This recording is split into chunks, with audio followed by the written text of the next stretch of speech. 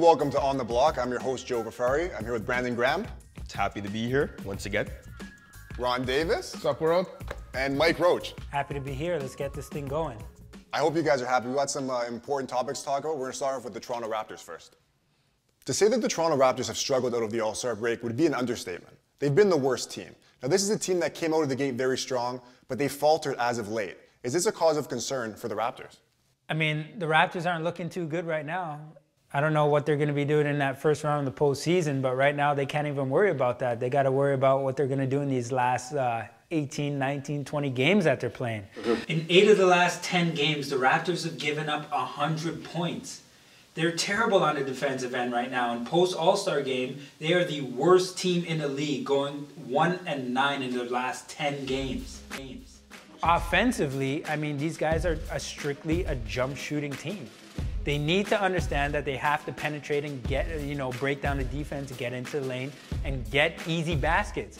In the postseason, you're not just going to be just getting into the postseason playing against, well, right now they're fourth. If they stay in fourth and the Wizards stay in fifth, I don't think you want to go up against the Wizards in the first round for the Toronto Raptors. Absolutely not. You want one of those lower seed teams. You want to try and end up at least in that third seed, so you can go up against the sixth, which I believe right now is the Milwaukee Bucks. So the Raptors need to focus on getting to that third seed to try and make their first round of the playoffs easier for them. They've had a rough stretch. Pretty much almost all the teams have had a rough stretch during the season. Who are they good enough to beat in the Eastern Conference that's an elite team right now? It doesn't look like Chicago, it doesn't look like Atlanta, and it doesn't look like Cleveland. At the moment, no, it doesn't. The number one problem I think you guys haven't addressed yet is there's no sense of urgency right now. After the All-Star break, having that big win against Atlanta, by double digits, whatever you want to call it, DeMar DeRozan acclimating himself, have a great game, Kyle Lowry having a steady game, Amir Johnson, who's struggled over the past, he's played 9 games or so right now. They haven't had a sense of urgency. They realize that they've locked up the Atlantic seed. Now you want to get to the point where you are considered as one of the best teams in the East. No one is playing with a chip on their shoulder. They're not playing with any sense of urgency. That's all I got to say about it. The team is struggling right now. There's nothing on the offensive end. There's nothing on the defensive end. If you can summarize this team in one word, I'm saying inconsistent. From DeMar, defense, offense, Terrence Ross, Kyle Lowry, the whole team's been inconsistent. Yeah. Is there one pillar that you can say that this team represents? What do they do well? I agree. There is definitely a lack of urgency with the team right now. To be honest with you, I'm not too worried. Essentially, they were performing at the beginning of the season. I know that Mike always refers back to the point that this is what have you done for me lately league, which is true, which is very true. And the Raptors haven't done a lot for anybody lately. I just think that everybody was humming a different tune at the beginning of the season. Prior to All-Star break, everybody was humming a different tune. So, with that said, I'm not too worried about the Raptors. I think that they do have a solid core of players, and they can beat pretty much any team in the East. Right now in the lineup, I know that Terrence Ross is back in the starting lineup for spacing out the floor, shooting. James Johnson should be the starting 3. I think Patrick Patterson should be starting power forward, and Amir should be coming. But he didn't produce when he was inserting to the starting lineup. Patrick Patterson didn't produce. And I'm going to stop right there because this is all about coaching, I think, what it comes down to. But right now, you guys are talking about rotations. You guys are talking about coaching strategies, their defense, their offense. Is this personnel of the players, or is this on the coach right now? He's not the one playing right now. He's working with what he has in his system right now, and this is all he can do. He's trying to formulate the best situations for different situations in the game, different rotations altogether.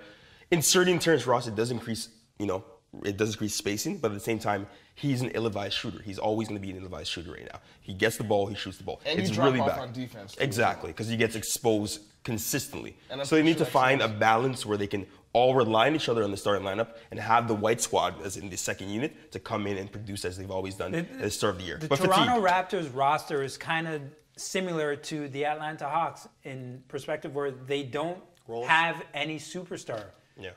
You understand what I mean? But the Hawks will go to the finals for sure, obviously. Well, the Hawks play completely different than the Toronto Raptors. They play defense, they play offense as well. And that was the point I was alluding to, is that if the Raptors are playing together as a unit and figure things out, and the coach figures out what his lineups are going to be, the players know what they're going to be producing. But it's not, you can't put it on the coach. When are the players going to take responsibility for themselves, for the way that they play? They have to do this now. They have to understand that, like you said.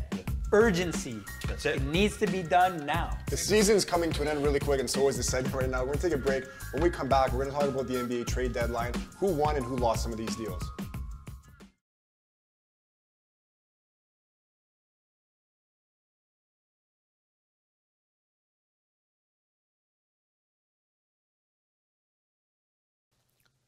Welcome back to On the Block. Now, we spent some time talking about the Toronto Raptors, but right now we want to talk about the NBA trade deadline, some winners and some losers of these deals.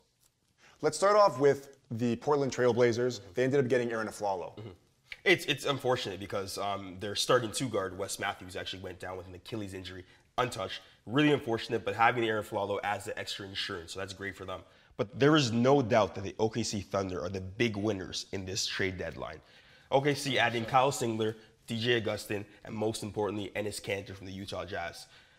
It gives them an interior presence, have Ibaka, play on the post, have the mid-range jumper and do what he does. But having Kevin Durant out, it kind of adds extra insurance that they can have a guy to rely on, not only solely on Russell Westbrook. So it's great for them. They kind of got help at every position. They got Singler in that deal on the wing. They got Augustine at the point. And they also got a big man in Kanter. So they're kind of covered everywhere. It's a win-win for them. I agree. They definitely came from a perspective where people thought that OKC was a team that had no depth. They had incredible players, for a while, but they just didn't have the depth, right? And now they actually have that depth. And like you mentioned before, when we were in the back, anybody who faces them in the first round is going to have a hell of a time. Absolutely. They're a very scary team to play in the first round, especially without healthy Russell Westbrook and Kevin Durant. I mean, Golden State is going to have to watch out when they play these guys in the first round if OKC ends up in 8th and when Golden State, I'm assuming, keeps the first spot. That's a scary matchup for them. And when Kevin Durant gets healthy, because those two guys together with Russell Westbrook on the spree that he's on with the triple doubles, it's going to be tough. KD can pull up for 35, 35 feet, KD pulling up. And OKC has a lot of depth also in the front court, which they haven't had in a while. Speaking of front court and additions, let's talk about the Mavs. They got Amari Stoudemire, and hasn't really, not to say that he was going to be the guy that changed anything, but they've kind of struggled, even with Rondo. You get two guys that are kind of ball dominant in an offense where the ball keeps moving. Yeah, but I mean, I'm not sure that anybody really expected Amari Stoudemire to be, that guy and really do what he was doing previously on some of his other teams. But I mean, he's a guy who can get you some rebounds. I mean, hopefully he can play some type of defense. He's not that great of a defensive player, but they're hoping he can do something on the defensive end and make some free throws for you, get to the line, and make possibly some good plays for Tyson Chandler, both of them being on the block. Just do anything. They need this guy to do anything. I mean, it's not like they signed this guy for a lot of money. No, it's more of like a rental deal, right? Like they wanted to help him for this run, and they've kind of struggled. And speaking of getting guys for a run and maybe an under-the-radar kind of deal, the Celtics getting Isaiah Thomas. Now, this is a guy, we're talking about Phoenix, who unloaded everybody. Now, the Celtics find themselves maybe a couple of games out of a playoff spot. This is a team a lot of people slept on, and now with the addition of him, they might make a run for maybe that 8th seed. It's possible that they can make that 8th seed, and I mean, we all know right now the way it's seeded is that Atlanta will be the #1 team in the Eastern Conference going into the playoffs, but Boston could be. Okay, who we kidding? They can't be scary. There's no chance. But you know what? For the future, keeping Isaiah Thomas, I did think for the future they were going to go with Marcus Smart. Yeah.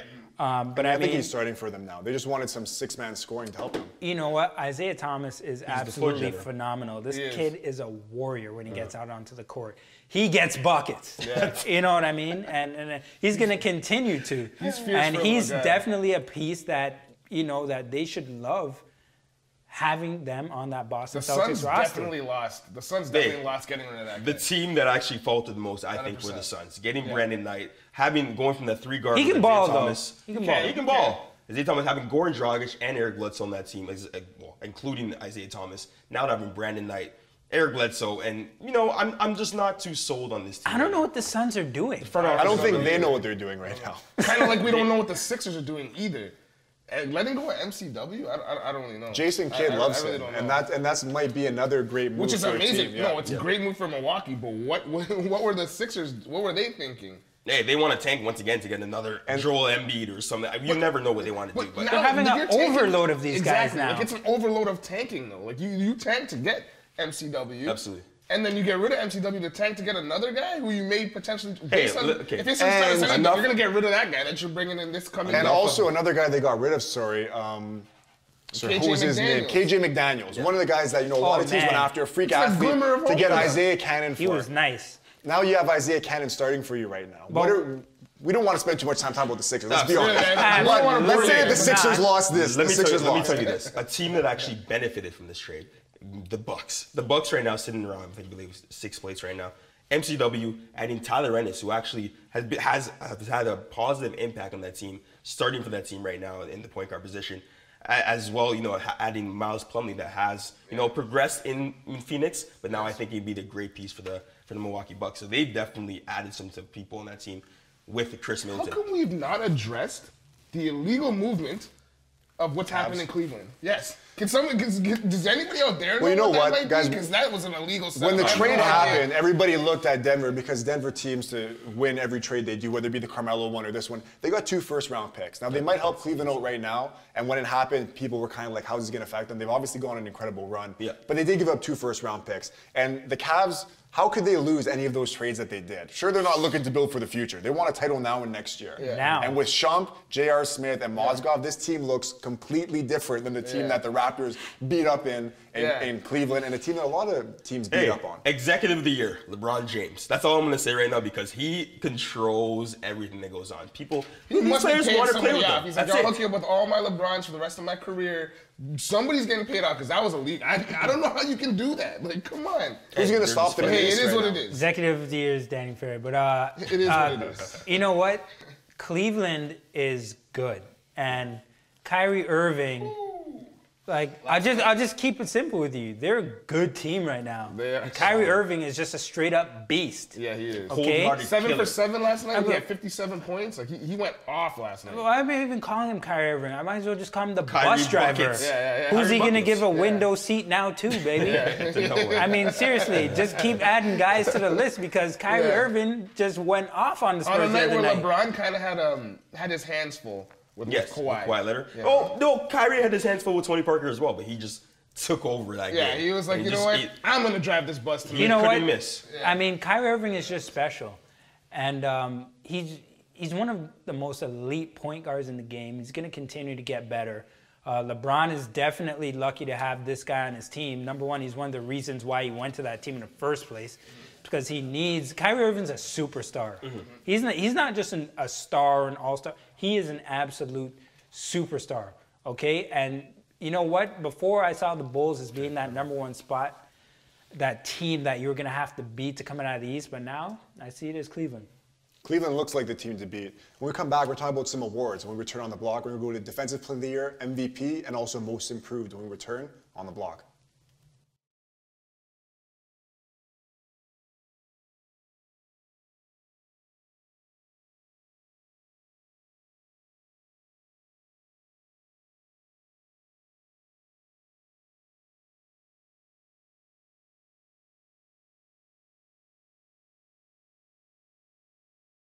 Welcome back to On the Block. We're going to hand out some awards right now, and we're going to start off with Defensive Player of the Year. Ron, who's your pick? I'm gonna go with the gentleman who shares the same surname as myself. Of course, Anthony Davis.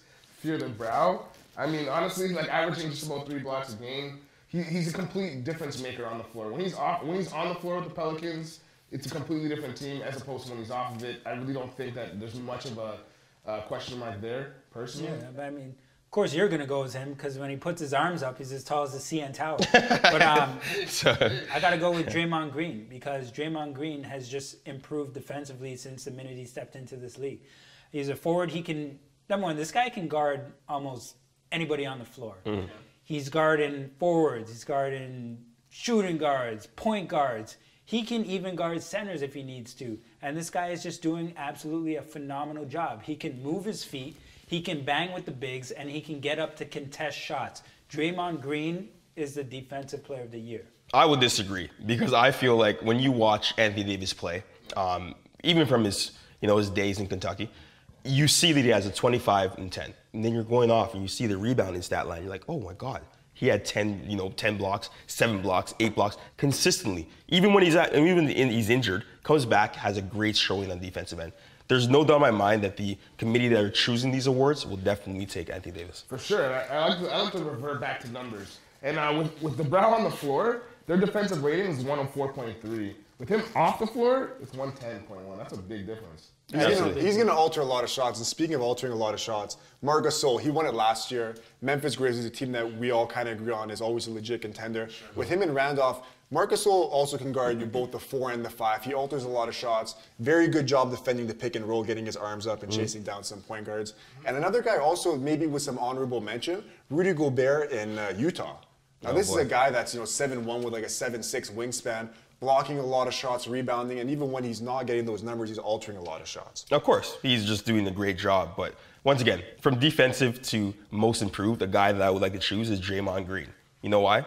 He's just, as you said, done everything since coming out, starting now for the Golden State Warriors. And that's the award I would give him over defensive. He's been the most improved player the entire year, and there's no doubt in my mind. Number 1 team in the West, and he's a facility. One of the bigger roles in that team is Draymond Green. What about a guy like Jimmy Butler, who started off kind of on fire, actually? He's had some injuries, but this is a guy that's been probably the best defender of LeBron James that we've seen in a while. And when he's on the floor with Chicago, they're a better defensive team. Absolutely. And also, obviously, with Joakim Noah and Gibson and all those guys. But I think that he kind of sets the tone up top to guard usually the other team's best swingman. Personally, I think a better defender than Jimmy Butler this year, even though he won't probably get a nod for Defensive Player of the Year, guard-like Kawhi Leonard. I feel he has more of an impact defensively. That's why I wouldn't give it to Jimmy Butler. But once again, I said Draymond Green would be my guy. Let's go MVP talk right now. And we're going to stick with Golden State, the team with the best record right now. Who do you guys think? Is Steph Curry the MVP, sorry? Is Steph Curry the guy? Hey, they're on the brink of winning probably 67 to 68 games this year. He's facilitated the team. He's spread the ball. He's showed you something you're like, what did he just do? Something that we haven't done for a long time, especially with LeBron James. But Stephen Curry is my MVP because he's been on a tear as of late. A guy coming out of college no one expected this from. Just sure heart, grit, and determination, the best player in the league right now, by far. No doubt about it. Steph Curry. Is he the best player in the league, guys? He's one of the best players in the league, yes. The best player in the league? I don't think so. Who do you got? I'm going with Russell Payne, Train Westbrook. That's what I'm that's who I'm riding with. The guy's averaging a triple-double after the All-Star game. It's huge. Their team, I know that we just talked about them extending their depth with their trade, which is great. KD's out right now, and Westbrook has to put the team on his back. Just the numbers that he's putting up video game numbers. That's ridiculous. I can't do what he does in real life. In 2K15. I can't do that. I can do it. I just changed the difficulty, baby. But I'm going with James Harden, all right? James Harden is the man because James Harden gets buckets, baby. That's what I'm talking about. James Harden, 87% from the line. He's number 1 in free throws taken, 9.6. He's number 2 in scoring. When he got suspended for kicking LeBron where the sun don't shine, what did he do when he came back against Detroit? He went off. 38, 12, and 12. Listen, there is nobody more valuable to their team than James Harden. If you take James Harden off the Houston Rockets, that team is... who would be comparable to that? The Sixers? No, you're not going to go that far. Okay, I won't go that far. You're taking it on a limb. What's Mike do? I won't go that far. But honestly, without James Harden in that lineup, Houston would be a pretty bad team. Who are we kidding right now? Well, absolutely. Who are we kidding? Speaking of guys that if you take them out, what does their team look like? Cleveland. Now, we know that Cleveland's had some additions, but LeBron James has won this MVP more than once. And this might be his year maybe to win it again. He keeps that team together. He does everything on the floor. He rebounds, he assists, he scores, he passes. What doesn't he do? He's the GM. He's the GM of the team. He just doesn't shave his hair. That's literally all he does. You know what? He took off the headband and he's brought his game to a different level right now. Yeah. And I think people are scared right now. Remember that playoff series last year when the headband came off? Yeah. LeBron got scary. Ish got real. This is my thing with James Harden. I feel he's the best at step-back jumpers, but he's the best as well with early playoff exits. He's taken 10 free throws. He's early playoff exits. The Rockets will probably not go too far in the playoffs. I feel like the Stephen Curry as well will go a lot far. If you take Steph Curry off Golden State, you take James Harden off Houston, who would be the better team? Well, we don't know that because Steph Curry... Who would fall more? All right, we don't know that because Steph Curry... In your opinion, who would fall more? Houston or Golden State? Hey, I feel that. Just answer the question.